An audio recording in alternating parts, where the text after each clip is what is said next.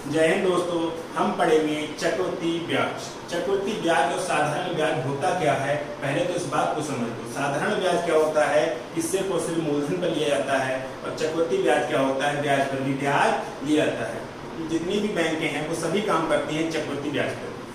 आपका जो पैसा बना उस पर डायरेक्ट जितना आपने मान लो 100 रुपये उधार लिया, आपने 100 रुपये उधार लिया तो 100 रुपये का जो ब्याज बना तो उसको जोड़ के उन्होंने मूलधन बना लिया, और अगली बार जब ब्याज लगाएंगे तो उस कंप्लीट अमाउंट पर ब्याज लगाएंगे। अब हम बात करते हैं कि साधारण ब्याज चक्रवृद्धि ब्याज को थोड़ा डिटेल में कैसे समझते हैं। जैसे आपने मुझसे 100 रुपये उधार लिए, आपने मुझसे 100 रुपये उधार लिए और आपने साधारण ब्याज पर उधार लिए। आपने मुझसे कितने रुपए उधार लिए, 100 रुपए लिए, और आपने साधारण ब्याज पर उधार लिए, तो मैं पहले साल भी 100 रुपए पर ब्याज लगाऊंगा और अगले साल भी 100 रुपए पर ही ब्याज दूंगा, ठीक है। लेकिन चक्रवृद्धि ब्याज में ऐसा नहीं होता है। अगर आपने 100 रुपए मुझसे 2 साल के लिए उधार लिए, अगर आपने 100 रुपए मुझसे 2 साल के लिए उधार लिए, तो पहले साल तो मैं 100 रुपए पर ब्याज दूंगा, पहले साल तो मैं 100 रुपए पर ब्याज दूंगा, लेकिन अगले साल मैं 100 रुपए पर नहीं, पहले 100 रुपए पर तो लूंगा ही लूंगा, साथ में जो पहले साल का ब्याज बना है उस पर भी मैं ब्याज लूंगा। अर्थात ब्याज पर ब्याज लेना चक्रवृद्धि ब्याज होता है, और सिर्फ मूलधन पर ब्याज लेना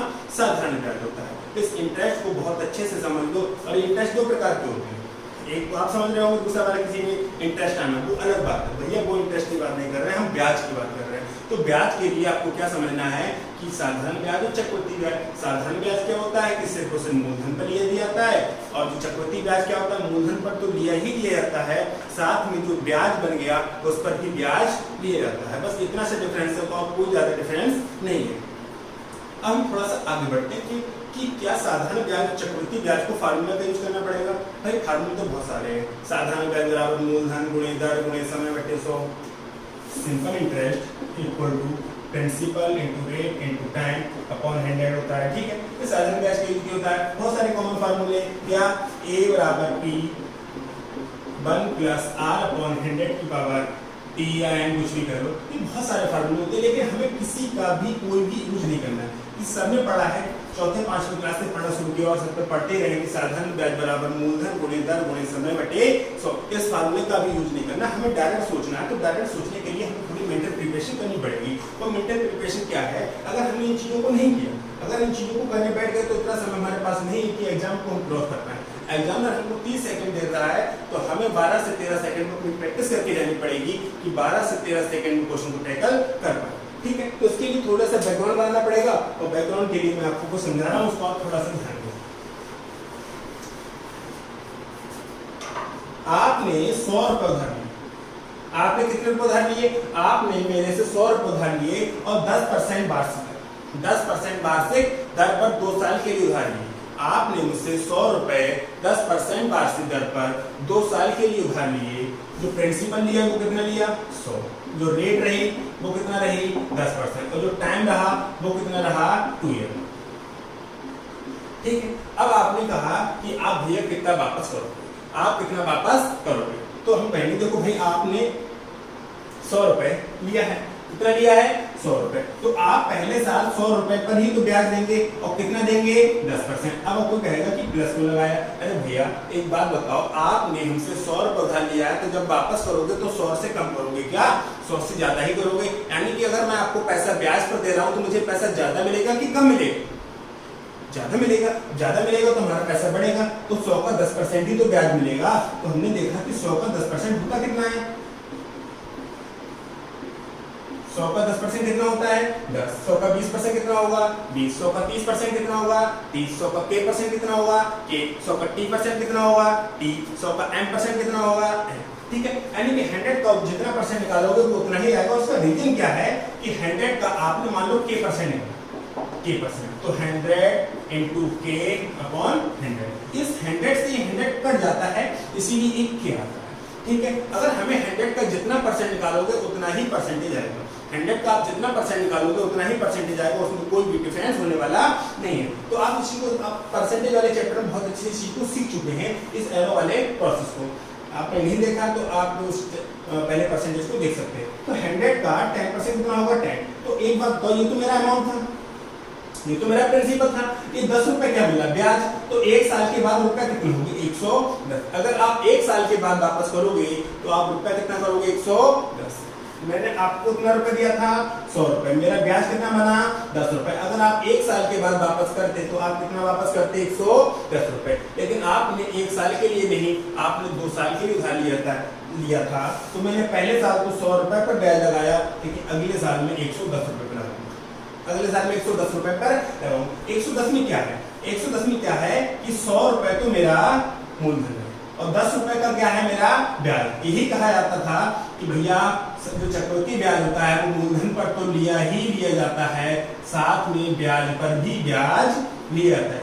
इसीलिए हम 110 रुपए पर ब्याज ले रहे हैं अगले साल के लिए, ना कि 100 रुपए पर। और रेट कितनी है 10%, तो 10% ही रहने वाली है। ठीक है, तो 110 का हम 10% निकालेंगे, तो 110 गुणे 10 बटा 100, 0 से 0 कैंसिल हो जाएंगे, क्या मिलेगा 11। यानी कि अगले साल का ब्याज कितना मिला 11, पहले साल का ब्याज कितना था 10, तो 110 में अगर 11 जोड़ देंगे तो कितने हो गए 121। इन चीजों को एक बार समझते हैं। मूलधन कितना था 100, पहले साल का ब्याज कितना है 10, 1 साल के बाद मिश्रण कितना है 110, दूसरी साल का ब्याज कितना है 11 और 2 साल के बाद मिश्रधन कितना हो गया 121। मिश्रधन क्या होता है, मूलधन में अगर ब्याज जोड़ दिया जाए तो वो मिश्रधन हो जाता है। आपने मुझसे 100 रुपए उधार लिए, और ब्याज सहित जब आप वापस करोगे तो आप मुझसे तो ले गए थे मूलधन, लेकिन वापस करोगे मिश्रधन। आप मुझसे ले तो गए थे मूलधन, लेकिन आप जब वापस करोगे तो आप मुझे वापस करोगे मिश्रधन। क्योंकि मिश्रधन क्या होता है, आप मेरा मूलधन तो वापस कर ही रहे हो, साथ में मेरा जो ब्याज बना उस ब्याज को भी वापस कर रहे हो, यानी कि मूलधन जमा ब्याज होता क्या है मिश्रधन। ठीक है, अब ये चीज क्लियर हो गई। मूलधन, पहले साल का ब्याज, 1 साल के बाद का मिश्रधन, दूसरे साल का ब्याज और 2 साल के बाद मिश्रधन। आप एक चीज को यहाँ पर, और ये क्वेश्चन नहीं कर रहे हैं, हम यहाँ पर अपना बैकग्राउंड तैयार कर रहे हैं कि क्वेश्चन को बिना लिखे करने के लिए आपको थोड़ी प्रिपरेशन करनी पड़ेगी। आप दूसरी बात को ध्यान दो कि पहले साल का चक्रवृद्धि ब्याज कम और दूसरे साल का चक्रवृद्धि ब्याज थोड़ा ज्यादा है। अब देखो कि पहले साल का चक्रवृद्धि ब्याज 10 रुपए, तो दूसरे साल का चक्रवृद्धि ब्याज कितना है 11 रुपए। अगर पहले साल का चक्रवृद्धि ब्याज 50 रुपए होगा तो अगले साल का चक्रवृद्धि ब्याज 50 से थोड़ा ज्यादा होगा। करेक्ट। अगर पहले साल का चक्रवृद्धि ब्याज 80 रुपए है तो दूसरे साल का चक्रवृद्धि ब्याज होगा थोड़ा ज्यादा होगा। ठीक है, हम बढ़ते हैं एक और एग्जाम्पल की तरफ।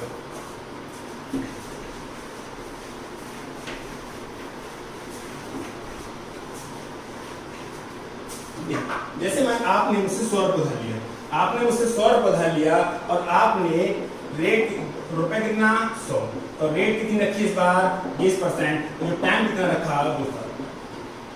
टाइम कितना रखा आपने 2 साल। 100 रुपए लिया था तो कितना रेट दोगे आप 20%, तो 100 का 20% कितना होगा 20। इसको आप लिख के करने मत बैठ जाना, आप डायरेक्टली सोचना दिमाग में कैसे कर रहे हैं, लिख के करने मत बैठ जाना, बहुत तकलीफ हो जाएगी।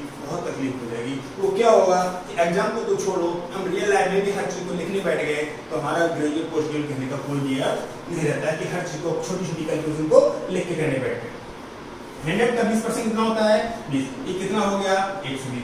आपने रुपए कितना लिया था 100, रेट कितनी थी 20%, तो 20 रुपए का क्या हो गया ब्याज। तो 1 साल के बाद अगर आप वापस करते तो आप कितना वापस करते 120 रुपए, लेकिन अगर आप वापस नहीं कर रहे हो तो अब मैं ब्याज लूंगा तो 120 पर लूंगा। कितने पर लूंगा 120 पर लूंगा, क्योंकि चक्रवृद्धि ब्याज का रूल यही कहता है कि मैं मूलधन पर तो ब्याज लूंगा, साथ में जो ब्याज है उस पर भी ब्याज लूंगा। ब्याज पर ब्याज लेना कहलाता है चक्रवृद्धि ब्याज। मूलधन कितना 100 रुपए, ब्याज कितना 20 रुपए, तो मैं जो अगली बार के लिए दूसरी साल के लिए ब्याज लूंगा वो मैं 120 पर लूंगा, और मेरी रेट कितनी है 20%। मेरी रेट कितनी है 20%, तो 120 का 20% कैसे निकालेंगे 120 गुणे 20 बटा 100, 0,000 कितना मिला 24। कितना मिला 24, तो 120 में अगर आप 24 ऐड कर दोगे तो हो जाएगा 144। अगर आपने देखा कि 144 हो गया तो आप ये चीज देखो कि ये क्या था मूलधन, ये क्या था पहले साल का ब्याज, 1 साल के बाद मिश्रधन, दूसरे साल का ब्याज और 2 साल के बाद मिश्रधन। तो आप इन चीजों को बहुत अच्छे से समझो कि हो क्या रहा है। हो क्या रहा है कि आपने देखा कि पहले साल का ब्याज अगर 20 रुपए है तो दूसरे साल का ब्याज 24 रुपए। इस चीज की गांठ मान लो, कंठस्थ हो जाओ कि पहले साल का चक्रवृद्धि ब्याज जो भी होगा दूसरे साल का चक्रवृद्धि ब्याज से थोड़ा ज्यादा होगा। पहले साल का चक्रवृद्धि ब्याज जो भी होगा लेकिन दूसरे साल का जो चक्रवृद्धि ब्याज होगा वो थोड़ा ज्यादा होगा। इन चीजों को बहुत अच्छे से समझो। एक क्वेश्चन और बढ़ते हैं।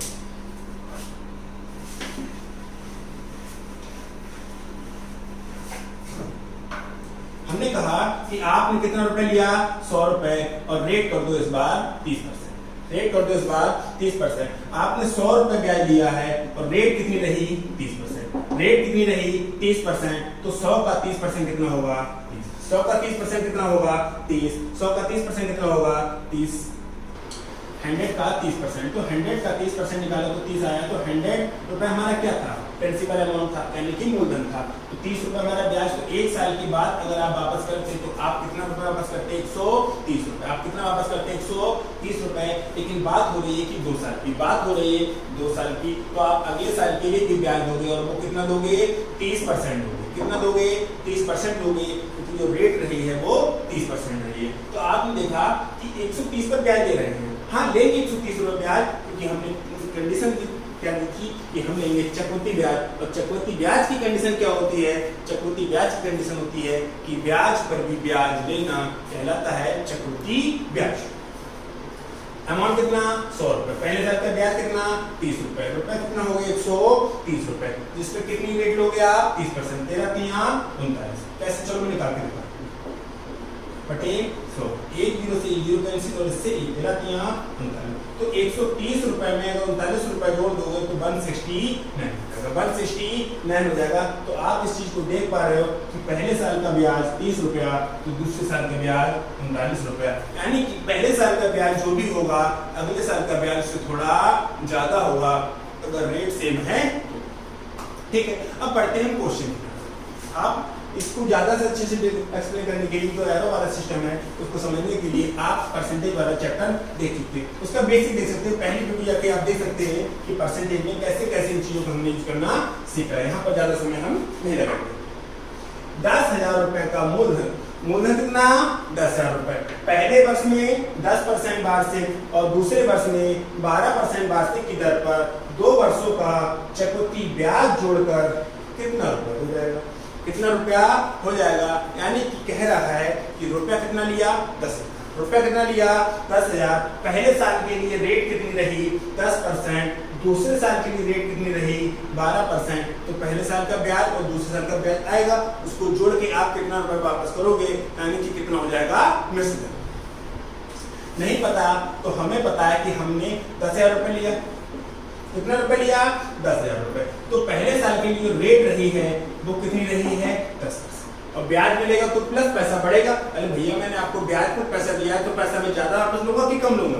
ज्यादा लूंगा, सीधी सी बात है। तो 10,000 का कितना परसेंट 10%। डबल जीरो कैंसिल हो जाएंगे। ये कितना मिलेगा 1,000 रुपए। क्या आप इस बात को सोच के देखो 10,000 का 10% 1,000 होता है कि लिख के करोगे? सोच के देखो 10,000 का 10% 1,000 रुपए के इस चीज को लिख के करोगे? लिखने की जरूरत नहीं है, आपको डायरेक्ट आना चाहिए था कि 10,000 का 10% 1,000 रुपए। ठीक है, अब 10,000 में अगर 1,000 रुपए जोड़ दोगे तो कितना हो जाएगा 11। कितना हो जाएगा 11,000। और कह रहा है कि पहले साल के लिए रेट रही थी 10%। पहले साल के लिए जो रेट रही थी वो 10%, लेकिन जो दूसरे साल के लिए वो रेट है वो 12%। दूसरे साल की जो रेट है वो कितनी है 12%। तो 11,000 का कितना परसेंट निकालना है 12%। डबल जीरो से डबल जीरो कर जाएंगे, 1 जीरो ये बचा और 11 12 की 132 हो जाता है। 11 12 132। ठीक है, तो 1320 यानी कि 11,000 में 1320 रुपए जोड़ेंगे। 11,000 में 1,320 जोड़ेंगे तो हो जाएगा 12,320 रुपए। मूलधन कितना लिया था 10,000। पहले साल का ब्याज कितना बना 1,000। दूसरे साल का ब्याज कितना बना 1320। दोनों को जोड़ के कितना करोगे 12,320। अभी मैं लिख के कर रहे हैं, कुछ क्वेश्चन करने के बाद डायरेक्ट आते हैं कि बिना लिखे कैसे करेंगे। देखिए कौन सा ऑप्शन दे रखा है 12,320 ऑप्शन सेकंड में दे रखा है। ठीक है, बढ़ते हैं नेक्स्ट क्वेश्चन पर।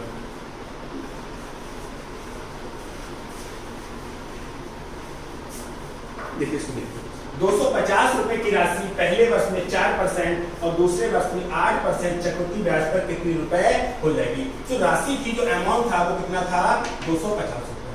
जो अमाउंट था वो कितना था 250 रुपए और पहले साल के लिए जो रेट रही थी वो कितनी रही थी 4%। अब सोच के देखो 250 का 4% लेके करोगे 25 चौका 110 रुपया 25 चौका, क्योंकि इन दोनों की गुणा करोगे 1000 हो जाएगा और जब भी परसेंटेज का साइन हटता है तो 2 जीरो कम हो जाते हैं। कैसे देखिए 250 गुणे 4/100, क्योंकि 4% निकालोगे और जब परसेंटेज का साइन हटता है तो डबल जीरो, यानी कि जब भी परसेंटेज एक बार परसेंटेज घटाओ या एक बार परसेंटेज बढ़ाओ आपको 2 जीरो की आवश्यकता होती है। एक बार परसेंटेज घटाने और एक बार परसेंटेज बढ़ाने के लिए आपको 2 जीरो की आवश्यकता होती है और इन दोनों नंबर की क्या होती है मल्टीप्लाई।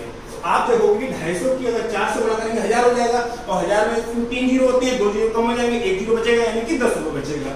तो इन चीजों को आप कर भी सकते हो पर नहीं कर पा रहे हो कोई दिक्कत नहीं है, आप लिख के कर दो 25 धाम 25 चौका 4 से 4 क्या बचा 10 रुपए। तो 250 रुपए था, 4% की दर से पहले साल का ब्याज कितना मिला 10 रुपए, हो गया 260 रुपए, हो गया 260 रुपए। लेकिन अगले साल के लिए जो रेट है वो रेट है 8%।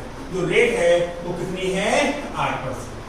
तो आप लिखोगे 260 गुणे 8/100, 260 गुणे 8/100, 1 जीरो से जीरो पड़ता है। अब बात आती है कि 26 और 8 की गुणा करनी पड़ेगी या तो इसको काटो, तो हम इसको काटने से ज्यादा प्रीफर करेंगे 26 8। और 26 8 आता नहीं है, 26 8 नहीं आता है कोई दिक्कत नहीं है। बचपन में आपने जब साइकिल सीखी थी तो आपने पहले कैंची सीखी थी, कैंची जानते हो ना, साइकिल को पकड़ के पहले बीच में पैर डाल के बच्चे चलाते देखा होगा आपने। पहले आपने कैंची सीखी थी, डायरेक्ट गद्दी पे बैठ के चलाने लगे थे, पहले कैंची सीखी। तो मैथ में भी आप जब हम प्रिपरेशन कर रहे हैं तो पहले कैंची मारेंगे बाद में गद्दी सीखेंगे, डंडा जो भी बहुत लोग बच्चे सीखते हैं सबको पता है, ठीक है, सबने सीखे, ऐसा कोई कारण नहीं है कि जो डायरेक्ट ही बड़ा हो गया।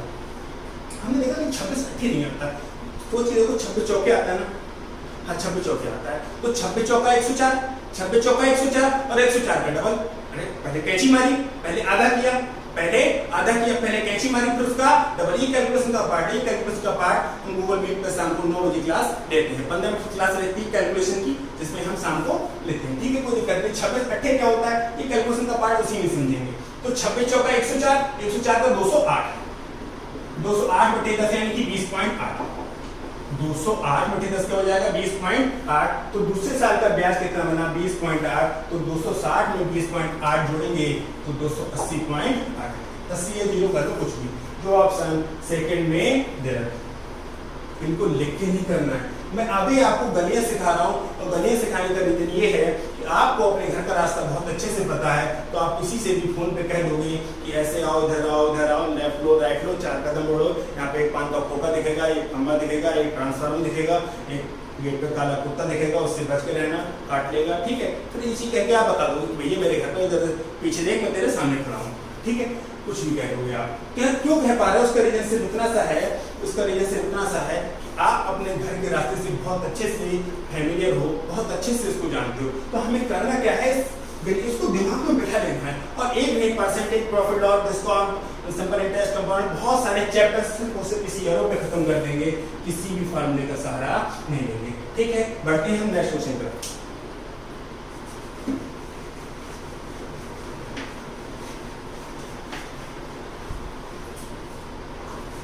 वार्षिक रूप से सेवित किए जाने वाले चक्रवृद्धि ब्याज पर जिसमें पहले वर्ष की ब्याज की दर 10% और दूसरे वर्ष की ब्याज की दर 12% वार्षिक हो तो 10,000 रुपए की राशि। तो लगता है क्वेश्चन रिपीट है, इसलिए पहला वाला क्वेश्चन था और ये क्वेश्चन रिपीट लग रहा है। 10,000 रुपए की राशि है, पहले साल के लिए 10% और दूसरे साल के लिए 12%। क्वेश्चन किसी दूसरे एग्जाम का है, लैंग्वेज चेंज है लेकिन उसका सोल्यूशन होगा वो सेम होगा, ठीक है। बढ़ते हैं नेक्स्ट क्वेश्चन पर। 5,000 रुपए पर 3 वर्ष का 10% वार्षिक दर पर चक्रवृद्धि ब्याज कितना होगा। आपने रुपए कितना लिया 5,000, आपने जो रुपए था वो कितना लिया 5,000 और जो रेट है वो कितनी है 10% और जो टाइम है वो कितना है 3 साल। तो टाइम है वो कितना है 3 साल। कितना लोग भैया 10%। रेट कितनी 10। तो 5000 का 10% 500 आएगा क्या? इसको मन में नहीं सोच सकते। 1 2 3 4 4 जीरो हो जाएंगे, 2 जीरो कट जाएंगे, 2 ही बचेंगे। एक बार परसेंटेज घटाओ, एक बार परसेंटेज बढ़ाओ, आपको 2 जीरो की आवश्यकता होती है। बात क्लियर है? अगर हमें ये बात क्लियर है तो इन दोनों की तो गुणा होती है ना, और इन दोनों की गुणा होगी तो 5 1 5 तो 4 जीरो, 2 जीरो कट जाएंगे, बचेंगे कितने? 2 जीरो। इनको दिमाग में करने की आदत बना लो, इनको दिमाग में करने की आदत बना लो, वरना बहुत तकलीफ होने वाली। तो 5000 में अगर 500 रुपए जोड़ देंगे तो कितना हो जाएगा? 5500। कितना हो जाएगा? 5500। लेकिन ये बात कर रहा है 3 साल की, हमें ये पहली साल की बात है, अभी 2 साल में और आगे बढ़ना है। लिख के नहीं करना है, समझ लो, मैं भी गले उड़ा रहा हूँ, बस इन चीजों को समझा रहा हूँ बेसिक तरीके से। अभी आते हैं कि डायरेक्ट कैसे करेंगे हम। तो 5500 का 10%, आप ये देखो कि 3 जीरो है, 3 जीरो है, 2 जीरो कट जाएगा, एक ही जीरो बचेगा, और 55 एकम 55 1 2 3 गुणा में जीरो जुड़ जाएंगे ना।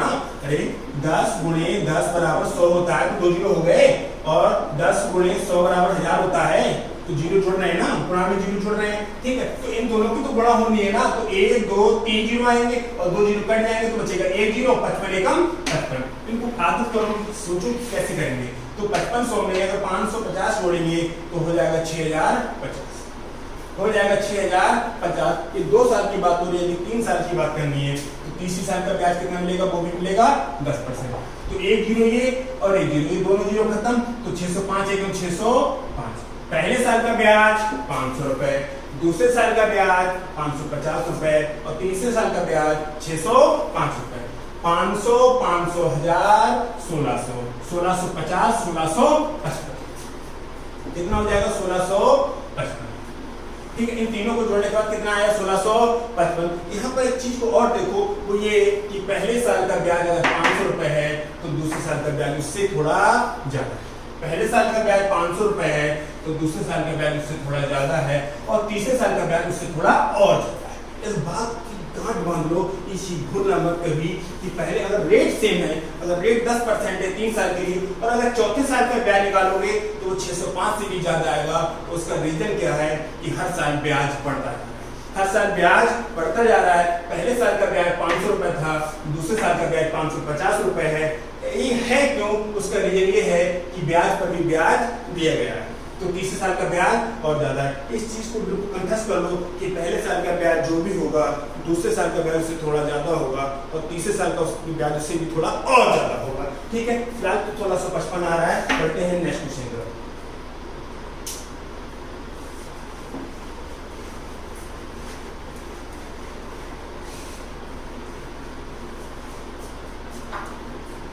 ₹2000 का 2 वर्ष का चक्रवृद्धि ब्याज, जबकि ब्याज की दर प्रथम वर्ष के लिए 4% तथा द्वितीय वर्ष के लिए 3% वार्षिक हो।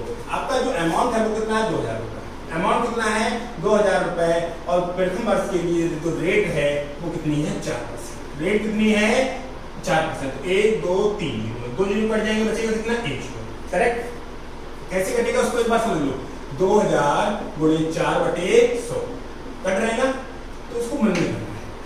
1 2 3 जीरो, 2 जीरो कट जाएंगे, बचेगा 1 जीरो, और 2 चौक 8। कितना रुपए हो गया?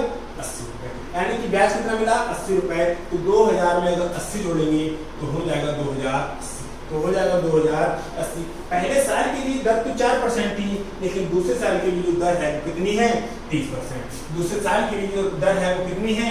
3%। तो इन दोनों की गुणा करो। आप इन चीजों को देखो, 1 जीरो यहाँ पर, इसको मत गिन लेना, इसको मत गिन लेना भैया। 108 गुणे 10 1080 होता है। ठीक है। इस जीरो का कोई मतलब नहीं, यहाँ पर देखना इकाई के अंक पे। ठीक है। तो इनकी गुणा करेंगे तो हमने देखा कि एक ही जीरो है, यानी कि नीचे बचे 10 बच जाएंगे, और नहीं आ रहा तो कोई दिक्कत है, तो दोनों तरीके से करके दिखा रहा हूँ। 0 0 बढ़ जाएगा। 8 3 24 और 2 3 6, 624/10 में 624/10 को कैसे लिख सकते हैं? 62.4 62.4। तो कह रहा है कि द्वितीय वर्ष के लिए 3%, 2000 रुपए का 2 वर्ष का चक्रवृद्धि ब्याज, जबकि ब्याज की दर प्रथम वर्ष के लिए 4% वार्षिक तथा द्वितीय वर्ष के लिए 3% वार्षिक हो। तो हमसे सिर्फ और सिर्फ ब्याज पूछा है। तो पहले साल का ब्याज 80 रुपए और दूसरे साल का ब्याज 62 रुपए 40 पैसे। तो 8 से 14 142 रुपया 40 पैसा क्या हो गया? ब्याज। अगर मिश्रण पूछा होता तो 2080 में हम 62 रुपया और जोड़ देते। हमसे मिश्रण नहीं पूछा है, हमें पीएचडी नहीं करनी है, जितना पूछा है उतना क्वेश्चन बताना है। उसने हमसे ये पूछा था कि 2 साल का ब्याज, तो 2 साल का ब्याज हमारा कितना आया? देखिए ऑप्शन में कहाँ है? 142 रुपया 40 पैसे, 142 रुपया 40 पैसे। हमसे सिर्फ ब्याज पूछा था और हमें पता है कि पहले साल का ब्याज 80 रुपया आया और दूसरे साल का ब्याज कितना आया 62 रुपए 40 पैसे। दोनों को जोड़ दिया तो 142 रुपए 40 पैसे। ठीक है, बढ़ते हैं नेक्स्ट क्वेश्चन की तरफ। आई होप आपको ये बातें क्लियर हो रही होंगी। अगर क्लियर हो रही होंगी हैं तो हम बढ़ते हैं थोड़ा सा और कि क्वेश्चन को बिना लिखे कैसे करें। बिना लिखे में हम इतनी देर से बोल रहे हैं कि हाँ बिना लिखे कर सकते हैं तो थोड़ी सी प्रैक्टिस करते हैं कि हो पाएगा या नहीं हो पाएगा। ठीक है, 5% वार्षिक दर पर 25,000 रुपए का 2 वर्ष का चक्रवृद्धि ब्याज कितना होगा? 25,000 रुपए है, रुपए कितना है 25,000, रेट कितनी है 5% और टाइम कितना है 2 साल। और आपको एक बात बहुत अच्छे से पता है कि पहले साल का चक्रवृद्धि ब्याज अगर 10 रुपया है तो दूसरे साल का चक्रवृद्धि ब्याज थोड़ा 10 से थोड़ा ज्यादा होगा या नहीं होगा? अगर पहले साल का चक्रवृद्धि ब्याज 50 रुपया है तो दूसरे साल का चक्रवृद्धि 50 से थोड़ा ज्यादा होगा। पहले साल का चक्रवृद्धि ब्याज अगर 40 रुपए है तो दूसरे साल का चक्रवृद्धि ब्याज 40 से थोड़ा ज्यादा होगा। करेक्ट? आप क्या देख सकते हो कि 25,000 रुपए का 5% कितना है? सोचो 25,000 का 5% 1250। 25,000 का 5% कितना होगा? 1250 होगा नहीं होगा? 25,000 का 5% ब्याज 25 पंजे 125, 3 जीरो है, 1 जीरो कट जाएगा, 2 जीरो कट जाएंगे, 1 जीरो बचेगा, यानी कि 1250। पहले साल का चक्रवृद्धि ब्याज 1250 है तो दूसरे साल का चक्रवृद्धि ब्याज क्या होगा? 1250 से थोड़ा ज्यादा। पहले साल का चक्रवृद्धि ब्याज 1250 रुपए है तो दूसरे साल का चक्रवृद्धि ब्याज 1250 से थोड़ा ज्यादा होगा। ये बात क्लियर है नहीं? हर एग्जांपल में समझा रहा हूँ, जितनी भी प्रैक्टिस कराई थी उन्हें इन चीजों को दिखाया गया था कि पहले साल का चक्रवृद्धि ब्याज जो भी होगा अगले साल का चक्रवृद्धि उससे थोड़ा ज्यादा होगा। तो 1250 क्या होता है 2500। लेकिन हमें पता है कि पहले साल का साधारण ब्याज, पहले साल का चक्रवृद्धि ब्याज अगर 1250 रुपए है तो दूसरे साल का चक्रवृद्धि ब्याज 1250 से थोड़ा ज्यादा होगा। 1250 से थोड़ा ज्यादा होगा और 1250 और 1250 से थोड़ा ज्यादा होता है 2500 से थोड़ा होगा नहीं होगा? ये तो कंप्लीट 2500 है ना, हमें 2500 से थोड़ा ज्यादा चाहिए, 2500 से थोड़ा ज्यादा चाहिए। ये 2500 से ज्यादा है तो हाँ इसे होल्ड करो, आप गलत नहीं कर सकते, आप इसे होल्ड करो। ठीक है, ये तो 2500 भी नहीं बैठ रहा, ये 2500 भी नहीं बैठ रहा और ये तो भैया बहुत ज्यादा हो गई, ये तो 5512 हो गया। आपने देखा था कि पहले साल का चक्रवृद्धि ब्याज अगर 10 रुपए था तो दूसरे साल का 11 रुपए था, पहले का 20 था तो दूसरे का 24 था। यानी कि आपने चीजों को बहुत अच्छे से देखा है कि पहले साल का साधारण ब्याज चक्रवृद्धि ब्याज जो भी होगा अगले साल का चक्रवृद्धि ब्याज थोड़ा सा ज्यादा होगा, थोड़ा सा ही ज्यादा होगा, बहुत ज्यादा नहीं होगा। तो 2500 से थोड़ा ज्यादा एक ही ऑप्शन है, तो इस ऑप्शन का करेक्ट होना इसकी मजबूरी है। इस ऑप्शन का करेक्ट होना इसकी मजबूरी है। हम क्वेश्चन को बिना लिखे कर सकते हैं, लेकिन बात आती है नहीं हमें लिख के करना है, तो आप लिख के करना है। तो आप देखो रुपया कितना 25,000, रेट कितनी 5%, रेट कितनी 5%। तो 1 2 3 जीरो, 2 जीरो कट जाएंगे, बचेगा 1 जीरो, 25 पंजे 125, 1250। क्या आपको एक बात समझ नहीं आ रही कि इसको मैं 1250 जोड़ूंगा तो 26,000, 25,000 और 1,000 26,250। इसका मैं 5% निकालूंगा, इसका मैं 5% निकालूंगा और जो अमाउंट यहाँ आएगा इन दोनों को मैं जोड़ूंगा तो जो मेरा आएगा वो फाइनल अमाउंट आएगा, वो फाइनल अमाउंट आएगा। तो ये बात क्लियर नहीं हो रही है क्या कि पहले साल का चक्रवृद्धि ब्याज 1250 है तो दूसरे साल का चक्रवृद्धि ब्याज 1250 से थोड़ा ज्यादा होगा, 1250 से थोड़ा ज्यादा होगा और 1250 और 1250 को थोड़े से ज्यादा जोड़ेंगे तो 2500 से ज्यादा होगा, 2500 से ज्यादा होगा और 2500 से ज्यादा थोड़ा ज्यादा एक ही ऑप्शन है। तो इस ऑप्शन का करेक्ट होना इसकी मजबूरी है। और ना आपको नोटंकी काटनी हो तो आप कर सकते हो, वरना आप ये भी कर सकते हो, फार्मूला ये भी लगा सकते हो कि A बराबर P 1 प्लस R अपॉन 100 की पावर P। ये फार्मूला भी लगा के आप क्वेश्चन को सॉर्ट आउट कर सकते हो, लेकिन ये चीज बिल्कुल ही बकवास है। यहाँ बहुत समय लगने वाला है चीजों को ऐसे करने में। क्वेश्चन को आप डायरेक्ट सोचो, 10 से 12 सेकंड में करने का एक ही तरीका है, क्वेश्चन की कैलकुलेशन जो भी है वो माइंड में करो और फिर एक नहीं। ठीक है, बढ़ते हैं नेक्स्ट क्वेश्चन पर।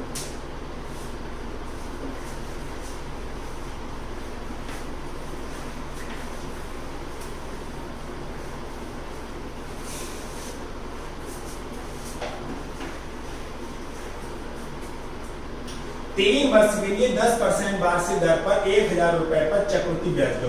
यानी कि रुपया कितना है 1,000, रुपया कितना है 1,000, रेट कितनी है 10% और टाइम कितना है 3 साल। तो 3 साल का चक्रवृद्धि ब्याज पूछा। तो आप देखो कि 1,000 रुपए का 10% कितना होता है 100, करेक्ट। 1,000 रुपए का 10% कितना होता है 100। क्या अरे भैया कि 1,000 रुपए का क्या आपसे 10% नहीं निकलेगा? 1000 रुपए का क्या 10% नहीं मिलेगा, 1000 का 10% कितना होगा 100। सोच के देखो ये चीज आनी चाहिए, इसका कोई भी विकल्प नहीं होना चाहिए कि आपको 100 1000 का 10% नहीं करा, 1000 का 10% 100 रुपये आना चाहिए। और हम ये बात क्लियर है कि रेट अगर सेम है तो अगले साल का जो भी चक्रवृद्धि ब्याज होगा जो भी होगा वो 100 से थोड़ा ज्यादा होगा, वो 100 से थोड़ा ज्यादा होगा। और जो तीसरे साल का चक्रवृद्धि ब्याज है वो 100 से थोड़ा और तो 100 से थोड़ा और ज्यादा होगा, यानी कि जो भी ऑप्शन आएगा वो 300 से ज्यादा होगा, 300 से थोड़ा ज्यादा होगा। ये 300 से ज्यादा है, 1331 है, बहुत ज्यादा, 300 से ज्यादा बोला है, 1300 से नहीं, 300 से ज्यादा बोला है, तो ये ऑप्शन नहीं। क्या 300 से ज्यादा है? हाँ 300 से ज्यादा है, तो क्या करो, इसको होल्ड करो, क्या करो, इसको होल्ड करो। क्या 300 से ज्यादा है? भाई 300 है, मेरे को 300 से ज्यादा चाहिए, क्योंकि पहले साल का चक्रवृद्धि ब्याज 100 है, तो मुझे ये बात क्लियर है कि दूसरे साल का चक्रवृद्धि ब्याज होगा 100 से थोड़ा ज्यादा होगा, और तीसरे साल का चक्रवृद्धि ब्याज होगा 100 से थोड़ा और ज्यादा होगा। ठीक है, क्या 300 से ज्यादा है? भैया 1300 है, 300 से ज्यादा चाहिए ना कि 1300 से ज्यादा, तो ये क्लियर हो गई। लेकिन नहीं लिख के करना, तो आप इस क्वेश्चन को भी लिख के देख लो। अभी इस गलियां घूम रहे हैं, जब क्लियर हो जाएगा तो उसके बाद हम इनको लिखना बिल्कुल बंद करेंगे और डायरेक्ट क्वेश्चन को करेंगे। ठीक है, तो 10,000 का 10% 100 कितना रुपया हो गया? 1100। कितना हो गया? 1100। तो अगले साल की रेट तो 10% ही रहेगी ना, तो 1100 का 10%, डबल जो कर जाएंगे कितना बचेगा? 110 रुपए। तो 1100 में 110 जोड़ेंगे तो हो जाएगा 1210। क्या 100 से ज्यादा आया? एक तो हम घंटे भर से बोल रहे हैं चिल्ला के कि पहले साल का चक्रवृद्धि ब्याज जो भी होगा दूसरे साल का चक्रवृद्धि ब्याज थोड़ा ज्यादा होगा। और 1100 का 10% 110 होता है, लिख के मत करना। 1100 का 10% 110 होता है, लिख के करने की जरूरत नहीं है, आपको ये डायरेक्ट देना चाहिए कि 1100 का 10% 110 होगा, क्योंकि 1 2 3 जीरो 2 जीरो कट जाएंगे, 1 जीरो बचेगा, 11 एकम 11। ऐसे ही आप यहाँ देखो कि ये भी तो रेट 10% ही रहेगी, ये भी तो रेट 10% ही रहेगी, तो 1 और 1 2 जीरो दोनों खत्म, 121 एकम 121। करेक्ट। क्या तीसरे साल का चक्रवृद्धि ब्याज 110 से भी ज्यादा है? हाँ 110 से भी ज्यादा है। क्या तीनों को जोड़ के 331 आ रहा है? क्या तीनों को जोड़ के 331 आ रहा है? हाँ तीनों को जोड़ के 331 आ रहा है। तो एक बात बताओ, ये बेहूदी हरकतें करने की क्या जरूरत है? बिल्कुल नहीं। इनको आप सोच सकते हैं, दिमाग में सोच सकते हो कि हाँ इन क्वेश्चन को डायरेक्ट कर सकते हैं कि भैया पहले साल का चक्रवृद्धि ब्याज जो भी होगा दूसरे साल का उससे थोड़ा ज्यादा होगा और तीसरे साल का उससे थोड़ा और ज्यादा होगा, यानी कि ओवरऑल जो भी होगा वो 300 से ज्यादा होगा, और 300 से ज्यादा एक ही ऑप्शन है, इस ऑप्शन का करेक्ट होना इसकी मजबूरी है। ठीक है, बढ़ते हैं नेक्स्ट क्वेश्चन की तरफ।